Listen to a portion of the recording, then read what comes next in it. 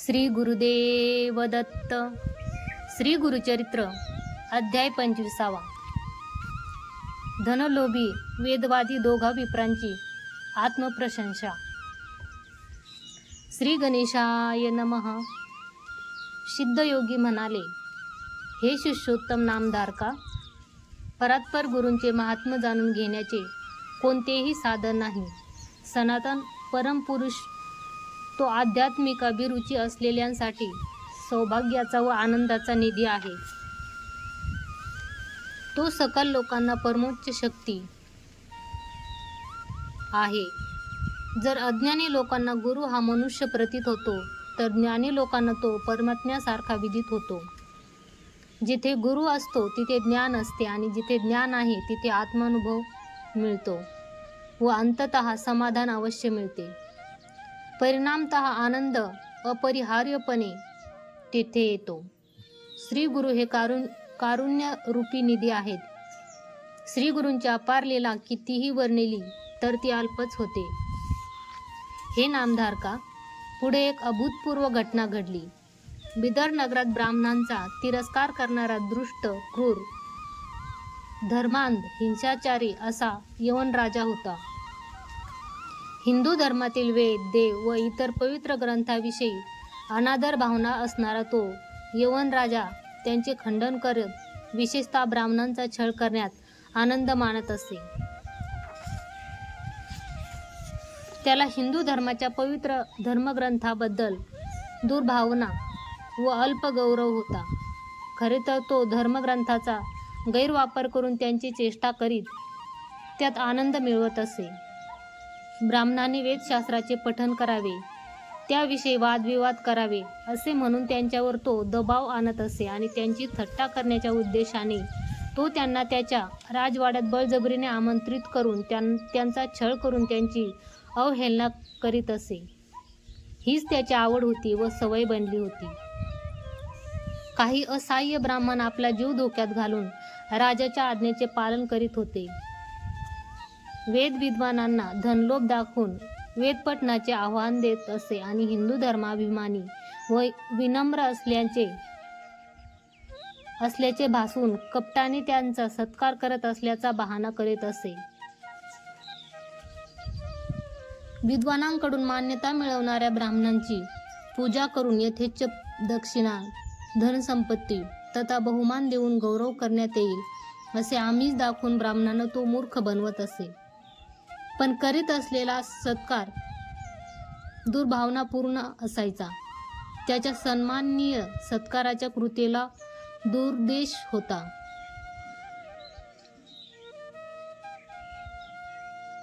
अशा प्रकारे त्याने वेदपठणार्थ व वादविवाद आणि त्या विषयांवरील चर्चेसाठी वेदिका निर्माण केली होती. तो वेदपठणाला व वेदांवरील चर्चेला वाव तर देत असे, पण असे करतेवेळी ब्राह्मण निंदा तसेच हिंदू धर्माची निंदाही करीत असे. काही अज्ञानी व परगावचे मतिहीन ब्राह्मण द्रव्य लोभामुळे राजाकडे जाऊन त्याच्या समोर अतिहर्षाने वेदशास्त्र पठण करून त्याला संतुष्ट करीत असे. परंतु हा ब्राह्मणद्वेषी राजा स्वधर्मीय बांधवांच्या समवेत हिंदू ब्राह्मणांचे आचार, विचार, यज्ञ, कर्म, तत्वज्ञान, इतर धार्मिक विधी इत्यादींचे खंडन करायचा, निंदा करायचा आणि आनंदित व्हायचा. पण ज्ञानी ब्राह्मण मात्र राजाचा डावपेचात बळी पडत नसत. ते नेहमी अलिप्तच राहत असत. राजाच्या दुरालोचनाविषयी काही माहीत नसणारे काही वेदशास्त्रज्ञ धन, कीर्ती, गौरव वगैरेच्या लोभाने राजाच्या कुटील कारस्थानात बळी पडत. निज अर्थाने ते अज्ञानी, मतिभ्रष्ट, दुराचारी, मदोन्मत्त, स्वधर्म अभिमानरहित, मंदमती ब्राह्मण असूनही कलेच्या प्रीतीला प्राप्त झाले होते. अधूनमधून तो यवन राजा ब्राह्मणांकडून यज्ञकांडाविषयी ऐकून पशुवधाच्या बाबतीत अपहास्य करायचा. अहिंसावादी ब्राह्मण यज्ञासाठी जिवंत पशूंचा बळी देतात व म्लेच्छांना मात्र पशुवधी, मांसाहारी म्हणून हिणवतात अशी निंदा करत सर्व लोकांना सांगत असे. ही प्रथा काही काळ चालू होती. एकदा राजाच्या उत्तर मध्य भागातून धनलोभी गर्विष्ठ चतुर्वेदी 2 ब्राह्मण राजाच्या दरबारात आले. आपण षडशास्त्र जाणणारे विद्वान आहोत असे म्हणून आपल्या विद्वत्तेविषयी स्वयंस्तुती करू लागले. त्यांनी राजाला सूचित केले की त्याच्या राज्यातील योग्य सक्षम ब्राह्मण विद्वानांना धर्मग्रंथ आणि वेद या विषयावर वादविवादासाठी त्याने आमंत्रित करावे. दुराभिमानी राजाला आनंद झाला. त्यानेही राज्यातील ब्राह्मणांना आमंत्रण पाठवले. विजेत्यांना भरपूर द्रव्य देऊन त्यांचा गौरव करणार असे विलोभन केले. अन्यथा ह्या 2 ब्राह्मणांनाच ज्ञानी, धर्माभिमानी व ब्राह्मण श्रेष्ठ विद्वान म्हणून उपाधी प्रदान करण्याविषयी देखील घोषणा केली.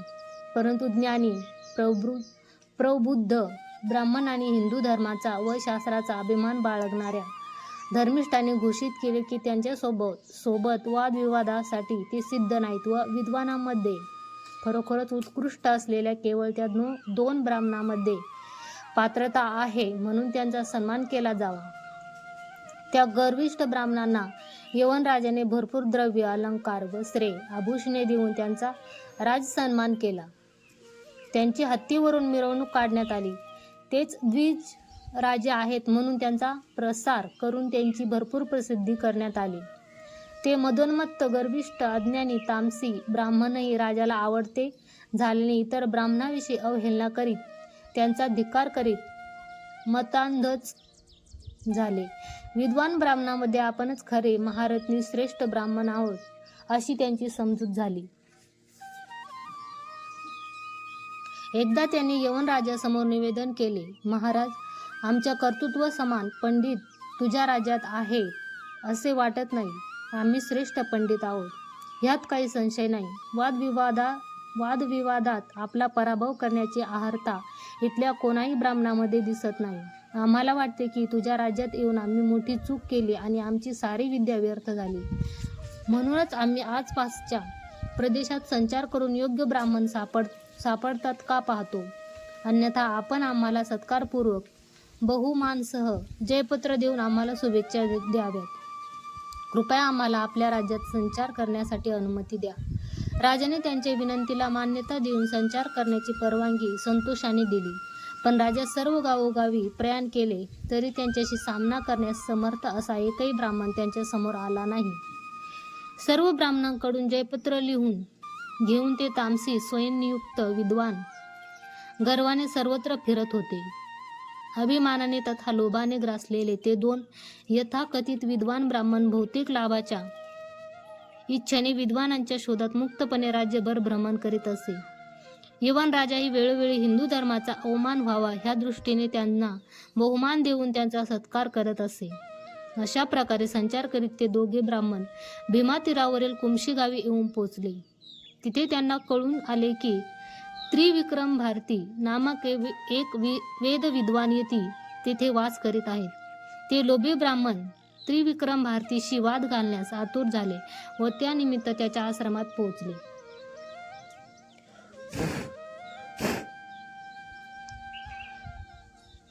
विद्यामदाने उन्मत्त झालेल्या त्या ब्राह्मणाने त्रिविक्रम भारती यतीला भेटून त्यांच्या पांडित्याची स्तुती करीत त्यांना वादविवादासाठी आमंत्रित करीत म्हणाले, अहो त्रिविक्रम यती, आपण त्रिवेदी अनेक शास्त्र पारंगत प्रबुद्ध पंडित असल्याची प्रसिद्धी आहे. आम्ही सुद्धा वेद पारंगत असून वेदशास्त्राविषयी वादविवाद करण्यासाठी आलो आहोत.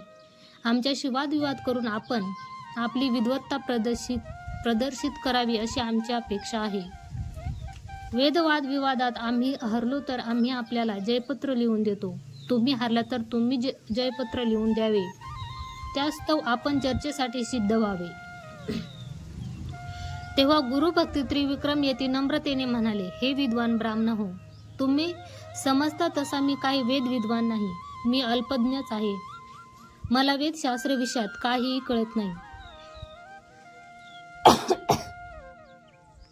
4 वेद सोडा एकही वेद मी संपूर्णपणे जाणत नाही. मी एक सैन्याशी तपस्वी असून या अरण्यात राहत आहे व उदरभरणार्थ भिक्षावृत्तीवर अवलंबून आहे. मी वेदशास्त्रात प्रणित नाही.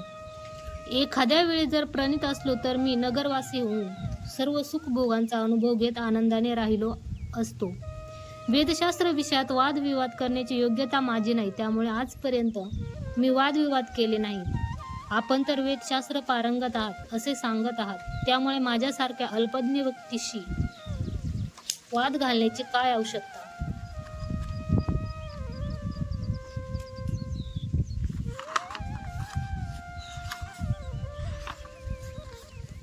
काय आवश्यकता आहे? माझ्या संगी केलेल्या वादचर्चेने आपल्याला काहीही लाभ होणार नाही. उगाचच माझ्याशी ह्या कारणामुळे वादविवाद करणे उचित नाही.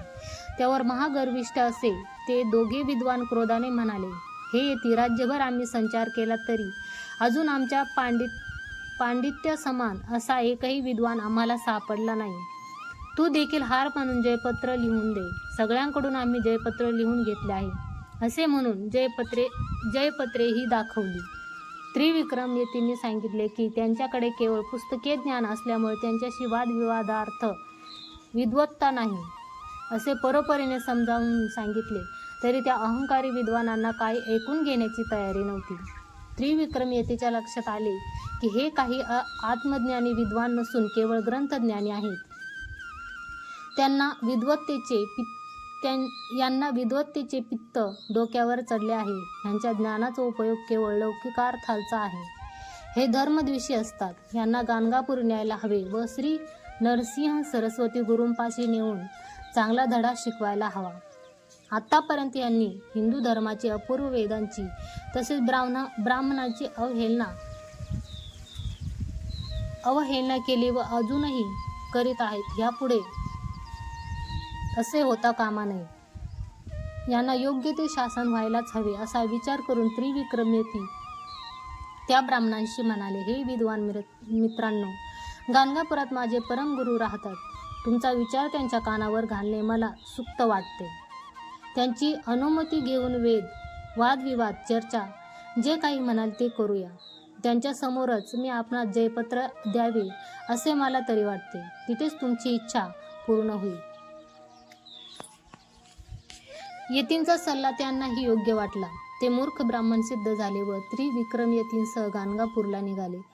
ते स्वतः पालखीत विराजमान होऊन पुढे चालत असलेले त्रिविक्रम यतींच्या मागोमाग निघाले. पण त्या मूढ व मूर्ख ब्राह्मणांना ह्याची कुठे कल्पना होती की त्यांचे आयुष्य या कृत्यामुळे क्षीण होत आहे. थोड्या वेळाने सारेच गाणगापुरात पोहोचले. श्री गुरुचरणांना घट्ट मिठी मारून त्रिविक्रम यतीने आपल्या नेत्र बाष्पांनीच त्यांचे चरण धुतले आणि गदगदित कंठाने गुरूंचे स्तवन करून त्यांच्या दर्शनाने धन्य झाल्याचे सांगितले.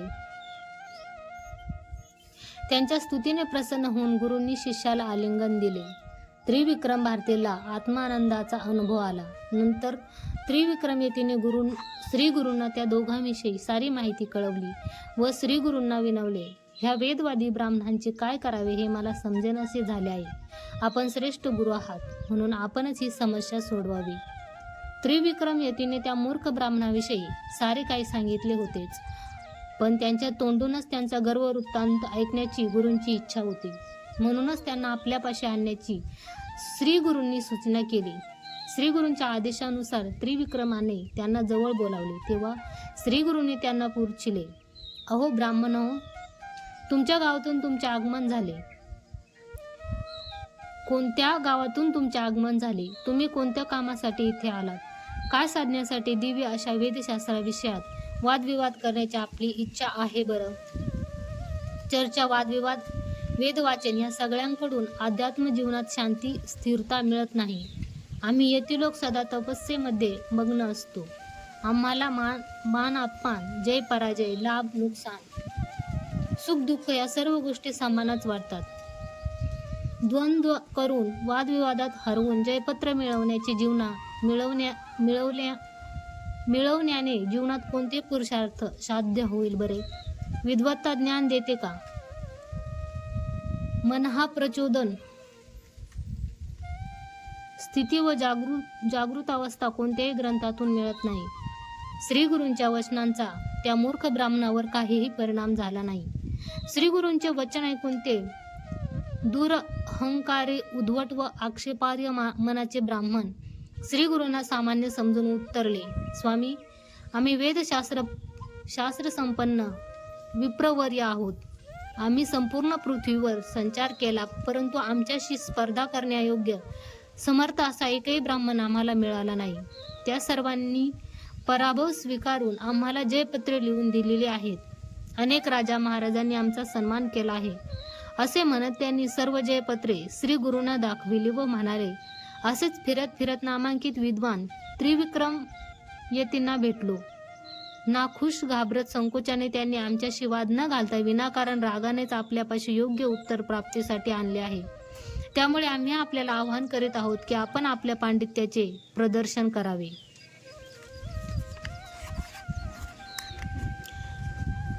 त्यावर श्री गुरु त्या मूर्ख ब्राह्मणांना उद्देशून म्हणाले, हे विद्वान हो, गर्व हा मनुष्याच्या आत्मनाशाला अधोगतीला कारणीभूत ठरतो.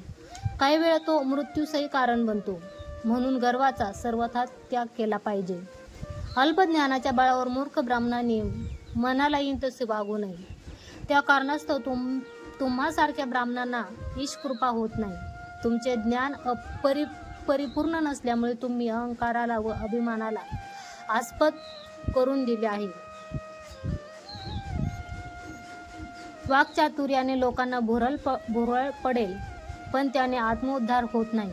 तुम्ही अतिगर्वाने परिभ्रमण करणे हे तुमच्या आत्मोन्नतीला उचित नाही. तुमचे उपदेश तुमच्या स्वतःच्या कल्याण करत नाही, इतरांचे सोडून द्या. तुमचे अत्यल्प अपूर्ण ज्ञानच तुमच्या विद्यामदाला कारणीभूत आहे. वेद हे धन, सन्मान व विद्वत्ता दर्शवण्यासाठी नसतात. त्याद्वारे एखादा मोक्ष मिळू शकत नाही. तुम्ही अजूनही शांतता आणि आनंद अनुभवला नाही. दुराभिमानी राजा बळी, रावण, दुर्योधन, बाणासूर यासारख्या अहंकारी लोकांचा अंत आपल्या सर्वांना चांगले प्रकारे ठाऊक आहे. वेदशास्त्र हे घनघोर अरण्यासारखे आहे, कारण ते अनंत आहे. आजपर्यंत कोण्या एकट्यानेही ते संपूर्णपणे जाणून घेतलेले नाही व त्याचे अध्ययन केलेले नाही. गुरूंच्या असाह्यतेशिवाय कुणीही ते नीट ओळखू शकत नाही. असे असताना तुम्ही आनंदाने आणि अभिमानाने सांगत आहात, जसे की तुम्हाला उत्तम प्रकारे वेदांचा परिचय झाला आहे.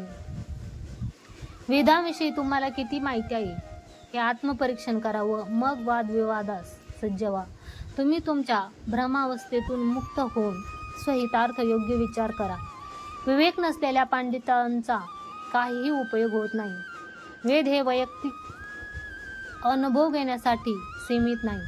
भारद्वाज वगैरे मुनींनी दीर्घकाळ वेद अध्ययन केले तरी संपूर्ण त्यांचे वेद अध्ययन झालेच नाही असे त्यांना वाटले. तेव्हा भ्रांतीत जगणे सोडा व ह्या विषयावर नीट विचार करा आणि नंतरच वादविवादात उतरा, असा उपदेश केला. मदोन्मत्त त्या ब्राह्मणांना श्री गुरूंच्या ह्या हितोपदेशाचा काही एक परिणाम झाला नाही. त्यांच्या स्वाभिमानामुळे त्यांचे अंतःकरण स्थिर झालेच नाही. त्यामुळे श्री गुरूंचा उपदेश स्वीकारण्याच्या स्थितीत नव्हते. त्या स्वाभिमानी विप्रांचा गर्व अजून वृद्धिंगत झाला. विनाशकाली विपरीत बुद्धी ह्या युक्तीप्रमाणे गुरूंपाशी वादविवाद चालू ठेवून असे आवाहन दिले, स्वामी आम्हाला सामान्य पंडित असे समजू नका. सांग संहितेसहित आम्ही त्रिवेद जाणणारे आहोत. आम्ही आमचे पांडित्य प्रदर्शित करायला सिद्ध आहोत. तुम्हीही सिद्ध व्हा. गुरूंसोबत विवाद करण्याची त्यांची खुमखुमी काही कमी होत नव्हती. ते अतिशय गर्वभरीत होऊन गुरूंसमोर अतिप्रसंग करू लागले. दरम्यान अभूतपूर्व घटना घडली. वेदज्ञ, वेदमूर्ती, वेदमूल असलेल्या श्री गुरुजींनी प्रारंभतः शेवटपर्यंत वेदांविषयी सविस्तर निरूपण केले. ते परम कल्याणकारी श्री गुरुचरित्राचा 25वा अध्याय संपन्न होतो. श्री गुरुदेव दत्त. श्री गुरु दत्तात्रयार्पणमस्तु.